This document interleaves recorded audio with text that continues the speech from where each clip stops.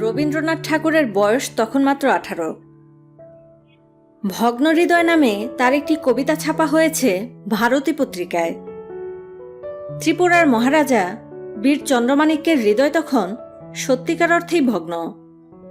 তার স্ত্রী মহারানী ভানুমতি মারা গেছেন। তিনি ভগ্ন হৃদয় নিয়েই রবীন্দ্রনাথের ভগ্ন হৃদয় পড়লেন। পড়ে অভিভূত হলেন। একজন রাজদূত পাঠালেন কিশোর কবির কাছে। রাজদূত অতীব বিনয়ের সঙ্গে জানালেন, ত্রিপুরার মহারাজা আপনাকে কবিশ্রেষ্ঠ বলেছেন।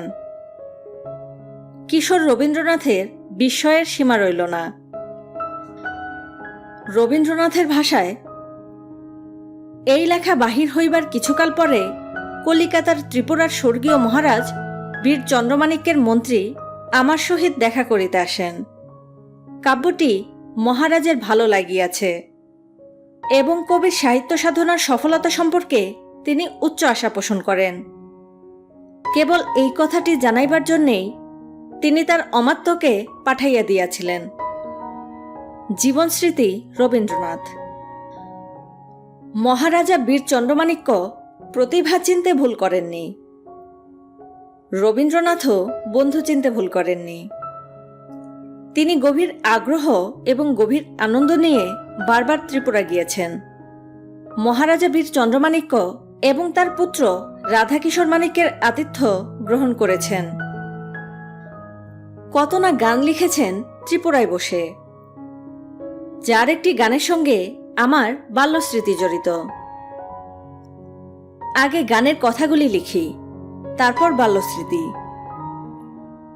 ফাগুনের নবীন আনন্দে গানখানি গাথিলাম ছন্দে, দিল তারে বনবিথি কুকিলের কুলগীতি, ভরি দিল বকুলের গন্ধে, রঙে রঙে রাঙালো দিগন্ত, বাণী মম নীল তুলি, পলাশের কলিগুলি, বেঁধে দিল ভুবমণি বন্ধে। রচনা আগরতলা, 12 ফাল্গুন 1332।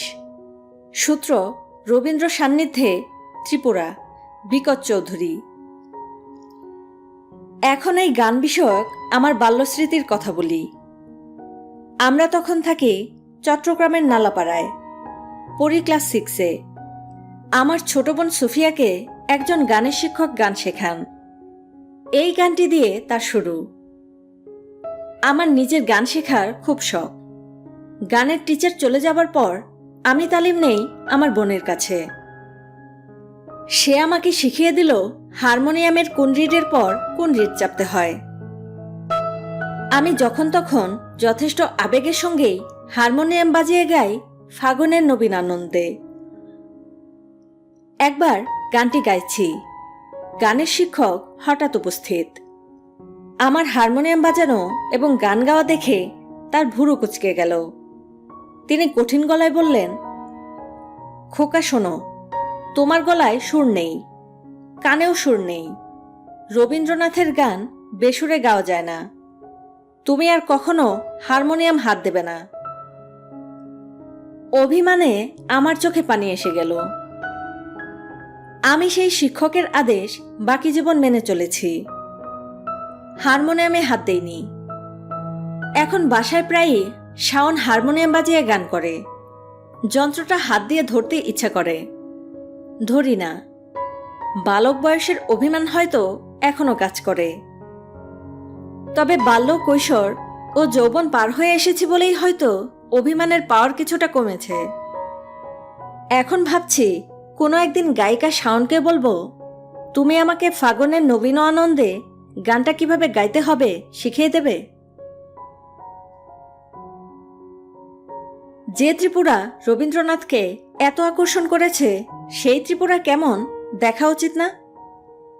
রবীন্দ্রনাথের পদরেখা আমার প্রিয় পদরেখা। সেই পদরেখা অনুসরণ করব না? প্রায়ই ত্রিপুরা যেতে ইচ্ছা করে, যাওয়া হয় না। কারণ একটাই, ভ্রমণে আমার অনীহা। ঘর কোনো স্বভাব, আমার ঘরের কোনায় আনন্দ।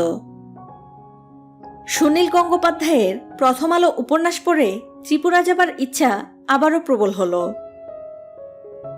উপন্যাসের শুরুই হয়েছে ত্রিপুরা মহারাজার পূর্ণাহ উৎসবের বর্ণনায়। এমন সুন্দর বর্ণনা, চোখের সামনে সব ভেসে ওঠে। একবার ত্রিপুরা যাবার সব ব্যবস্থা করার পরেও শেষ মুহূর্তে বাতিল করে দিলাম।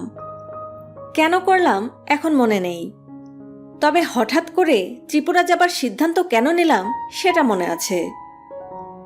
এক সকালের কথা, নুহাসপল্লির বাগানে চায়ের কাপ হাতে নিয়ে ঘুরে বেড়াচ্ছি। হঠাৎ দৃষ্টি আটকে গেল।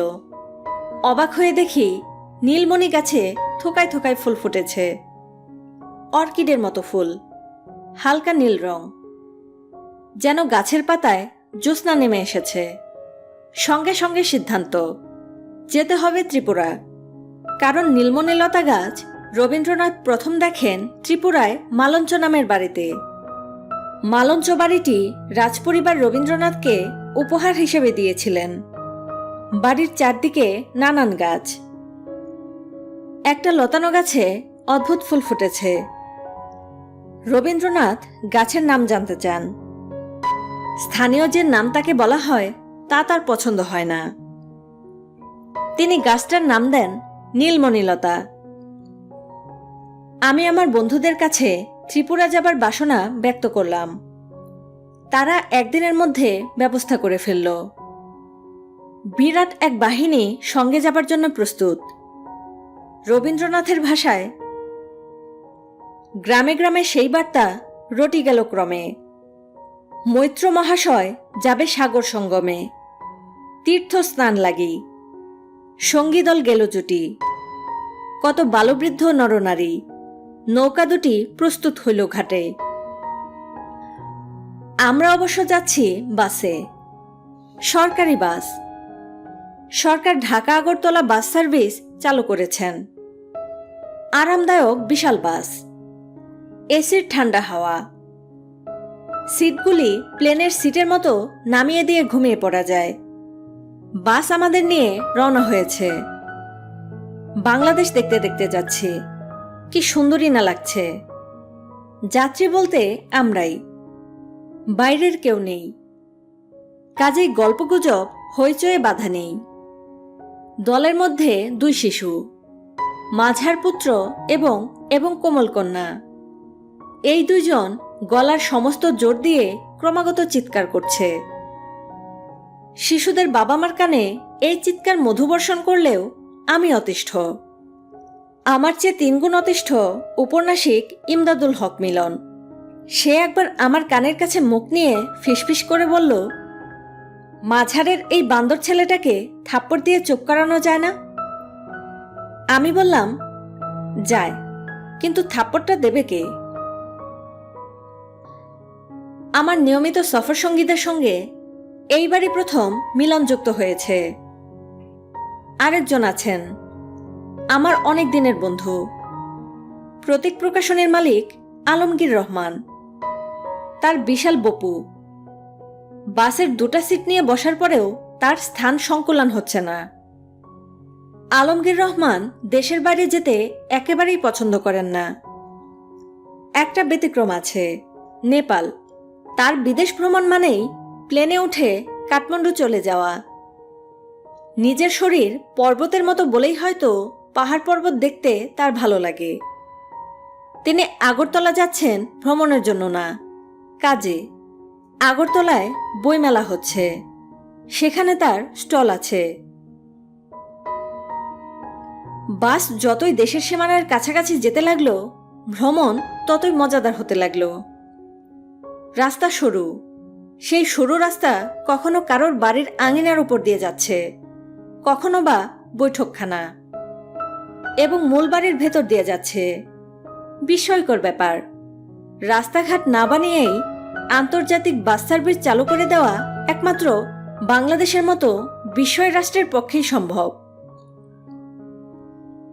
শুভেচ্ছা স্বাগতম বাস বাংলাদেশ ত্রিপুরার সীমান্তে থেমেছে। আমরা বাস থেকে নেমেছি এবং বিস্ময়ে খাবি খাচ্ছি। আমাদের আগমন নিয়ে ব্যানার শোভা পাচ্ছেই, বিশাল বিশাল ব্যানার। আগরতলা থেকে কবি এবং লেখকরা ফুলের মালা নিয়ে এত দূর চলে এসেছেন। ক্যামেরার ফ্ল্যাশলাইট জ্বলছে, ক্রমাগত ছবি উঠছে। সীমান্তের চেকপোস্টে বিশাল উৎসব। অন্যদের কথা জানি না, আমি অভিভূত হয়ে গেলাম। প্রিয় পদরেখার সন্ধানে এসে এত ভালোবাসার মুখোমুখি হব, কে ভেবেছে? ফর্সা, লম্বা, অতি সুপুরুষ একজন অনেকদিন অদর্শনের পর দেখা এমন ভঙ্গিতে আমাকে জড়িয়ে ধরে আছেন, কিছুতেই ছাড়ছেন না। ভদ্রলোকের নাম রাতুল দেববর্মন। তিনি একজন কবি, মহারাজা বীর চন্দ্রমাণিক্যের বংশধর। কিংবদন্তি গায়ক শচীন দেববর্মন পরিবারের সঙ্গে সম্পর্কিত। তাকে আমি এই প্রথম দেখছি। সীমান্তের চেকপোস্টে আরও অনেকেই এসেছিলেন, সবার নাম এই মুহূর্তে মনে করতে পারছি না। যাদের নাম মনে পড়ছে তারা হলেন দৈনিক ত্রিপুরা দর্পণ পত্রিকার সম্পাদক সমীরণ রায়, পদ্মা গোমতী আগরতলার সাধারণ সম্পাদক শুভাশিস তালাপাত্র, আগরতলা পৌরসভার চেয়ারম্যান শঙ্কর দাস, অধ্যাপক কাশীনাথ রায়, রবীন্দ্রনাথ ঘোষ প্রমুখ। শুভেচ্ছার বাণী নিয়ে এগিয়ে আসা এইসব আন্তরিক মানুষ আমাদের ফিরে যাবার দিনও এক কাণ্ড করলেন। তারা গভীর ভঙ্গিতে বললেন, আপনারা আজ যেতে পারবেন না, আমরা আপনাদের আরও কিছুদিন রাখব। তখন আমরা পুটলাপুটলি নিয়ে বাসে উঠে বসেছি। এক্ষুনি বাস ছাড়বে। তারা বললেন, আমরা বাসের সামনে শুয়ে থাকব, দেখে আপনারা কিভাবে যান। ট্যুরিস্ট না লেখক? কবি লেখকদের সম্মিলিত হইচয়ের ভেতর পড়ব এমন চিন্তা আমার মনেও ছিল না। আমার কল্পনায় ছিল শুধু বন্ধুবান্ধব নিয়ে ট্যুরিস্টের চোখে রবীন্দ্রনাথের প্রিয় ভূমি দেখব। সেটা সম্ভব হলো না। আমাকে নিয়ে তাদের আগ্রহ দেখেও কিছুটা বিব্রত এবং বিচলিত বোধ করলাম। এত পরিচিত ত্রিপুরায় আমার থাকার কথা না। বাংলাদেশের গল্প উপন্যাস ত্রিপুরায় খুব যে পাওয়া যায় তাও না। টিভি চ্যানেলগুলি দেখা যায়। আমার পরিচিতির সেটা কি একটা কারণ হতে পারে? অনেক বছর ধরে দেশ পত্রিকার শারদীয় সংখ্যায় উপন্যাস লিখি, সেটা কি একটা কারণ? হিসাব মেলাতে পারছি না। প্রথম রাতেই যেতে হলো বইমেলায়। ভেবেছিলাম ছোট্ট ঘরোয়া ধরনের বইমেলা, গিয়ে দেখি হুলস্থুল আয়োজন। বিশাল জায়গা নিয়ে উৎসব মুখরিত অঙ্গন। দেখেই মন ভালো হয়ে গেল। প্রতিটি দোকান সাজানো, সুশৃঙ্খল দর্শকের সার। মেলার বাইরে বড় বড় ব্যানারে কবি লেখকদের রচনার উদ্ধৃতি। বাংলাদেশের কবি নির্মলেন্দু গুণের কবিতা দেখে খুবই ভালো লাগলো। বাংলাদেশ থেকে একমাত্র তার উদ্ধৃতি স্থান পেয়েছে। কবিগুণ আমার পছন্দের মানুষ।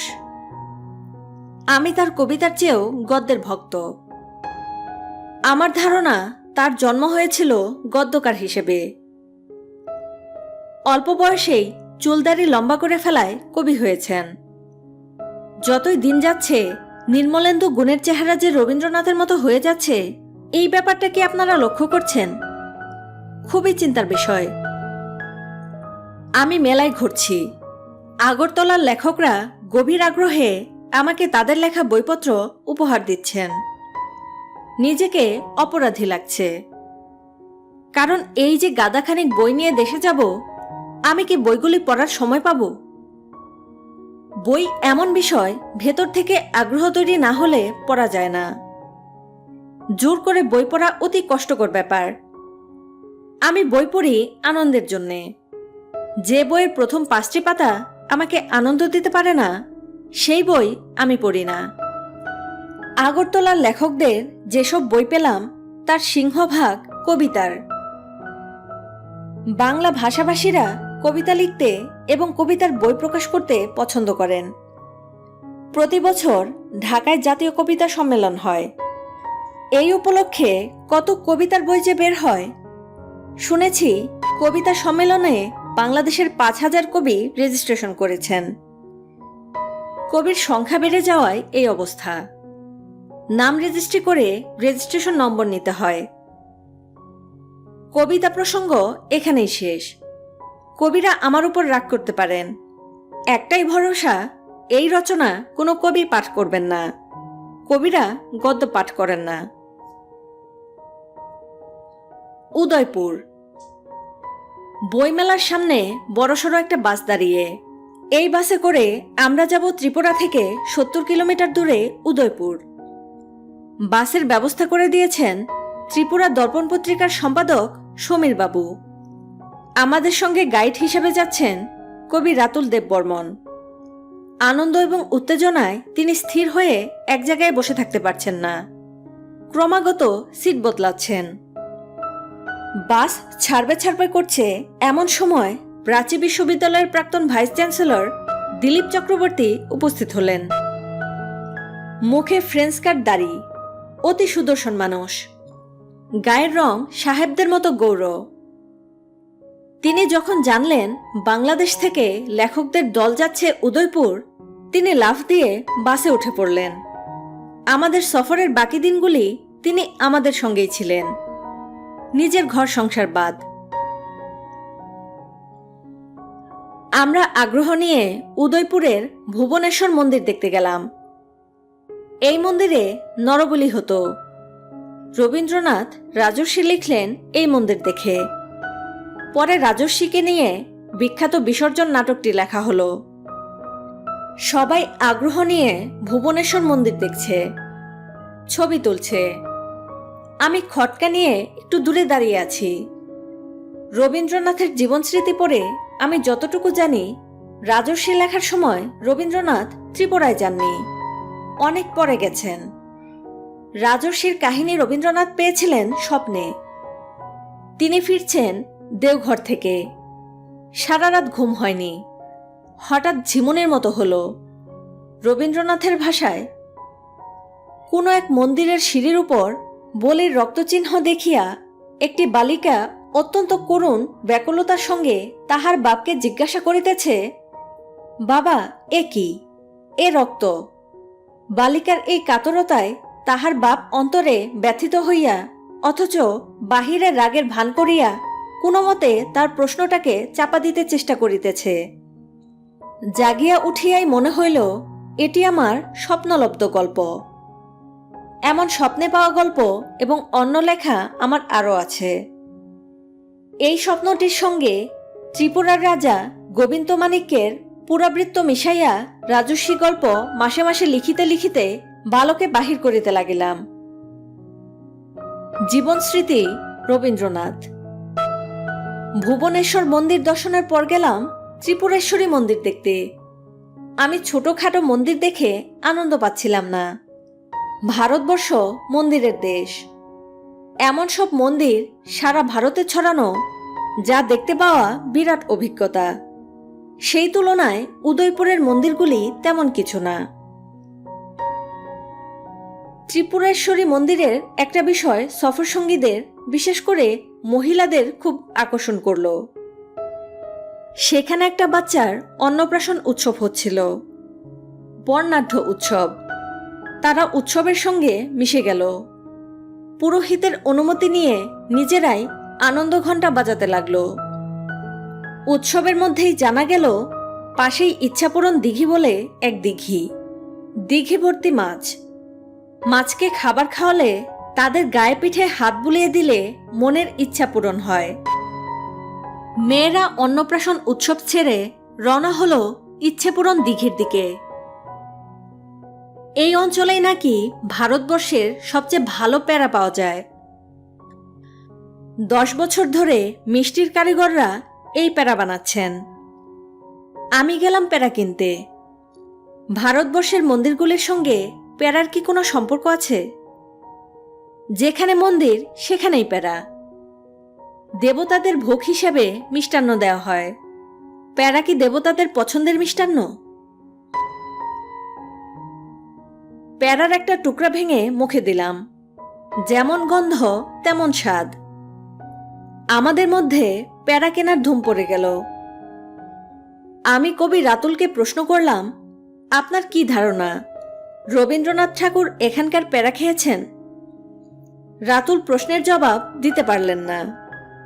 আমার নিজের ধারণা খেয়েছেন। ভালো জিনিসের স্বাদ তিনি গ্রহণ করবেন না তা হয় না। যদিও তার সমগ্র রচনার তিনি শারীরিক আনন্দের বিষয়টিকে তেমন গুরুত্ব দেননি।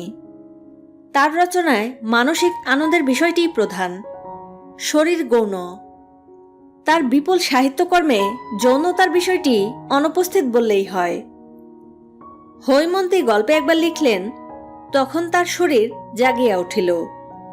এই পর্যন্ত লিখেই চুপ। তার কাছে দেহ মনের আশ্রয় ছাড়া কিছু না।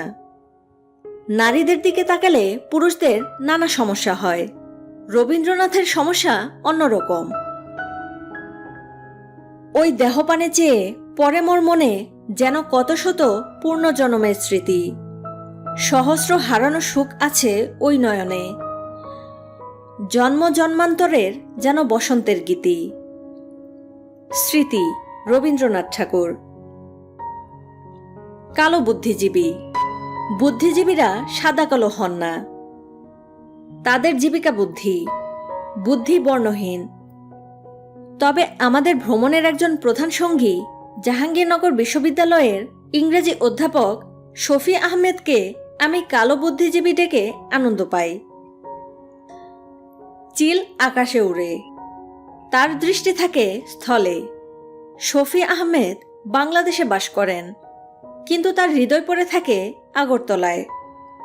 আগরতলায় প্রতিটি গাছ, প্রতিটি পাথর তিনি চেনেন। আগরতলা সম্পর্কে কেউ সামান্যতম মন্দ কথা বললে তিনি শার্টের হাতা গুটিয়ে মারতে যান। এই সদানন্দ চিরকুমার মানুষটি আমাকে মুক্তিযুদ্ধের সময় আগরতলার বিশাল ভূমিকার কথা কি সুন্দর করেই না বললেন। মুক্তিযোদ্ধারা কোথায় থাকত, কোথায় ছিল ফিল্ড হাসপাতাল, সব ঘুরে ঘুরে দেখালেন। বেড়াতে গেলে আমি কখনো ইউনিভার্সিটি বা কলেজ দেখতে যাই না।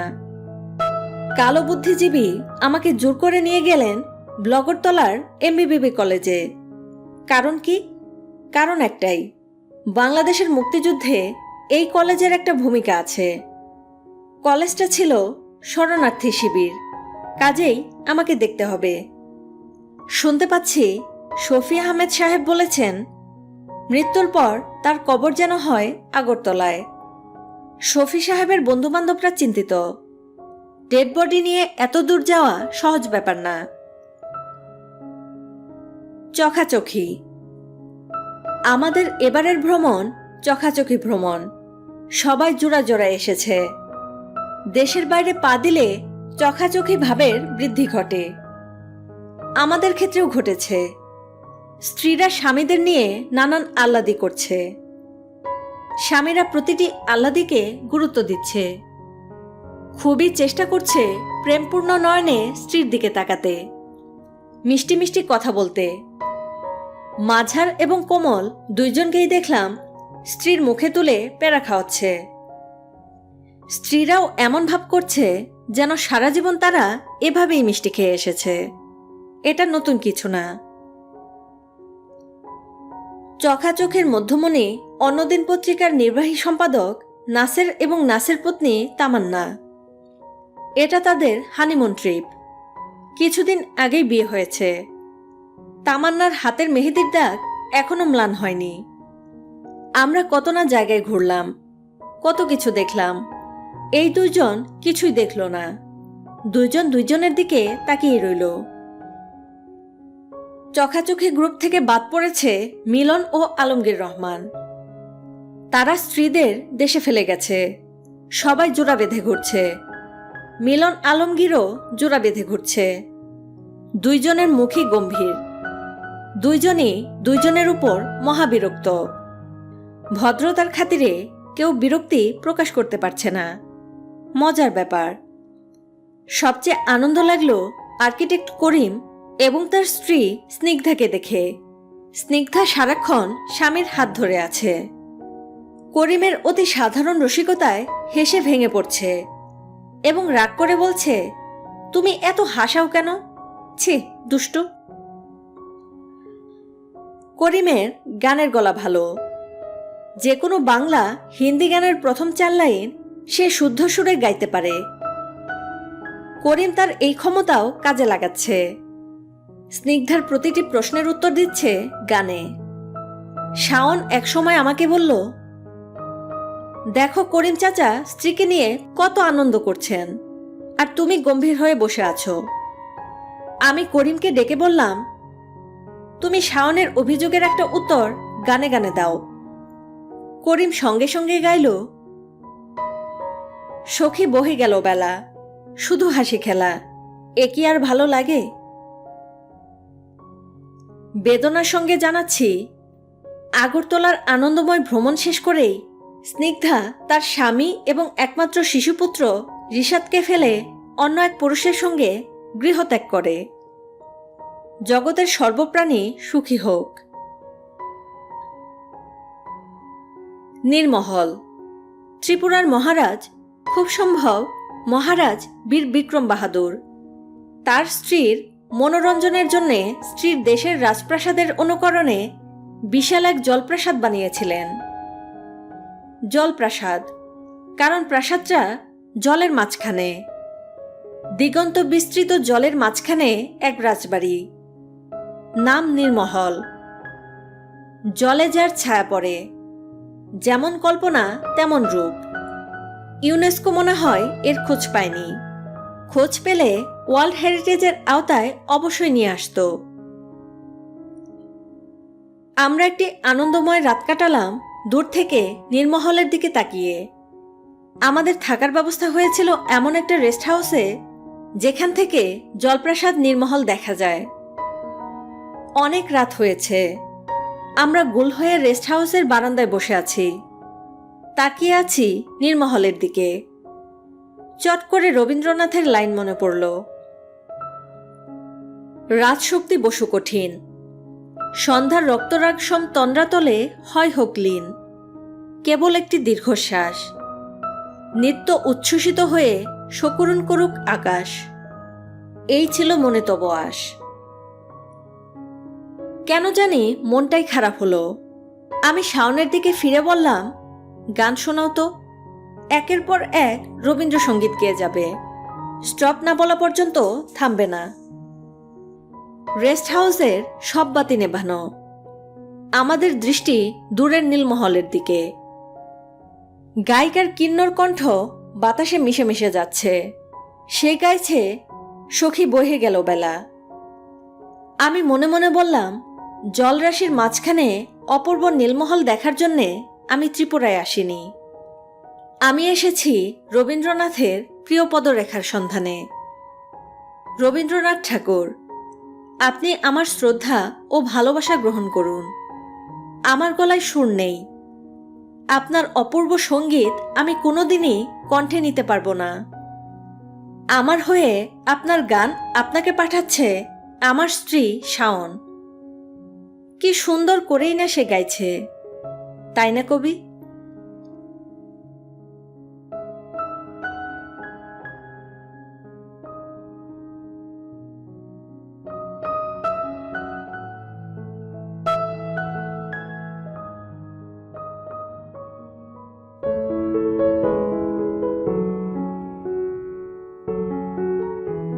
বইটির দ্বিতীয় পর্ব এখানেই শেষ হলো। তৃতীয় পর্ব এই ভিডিওর ডেসক্রিপশন বক্সে দেওয়া থাকবে। কমেন্ট করে জানান কেমন লাগছে। ধন্যবাদ।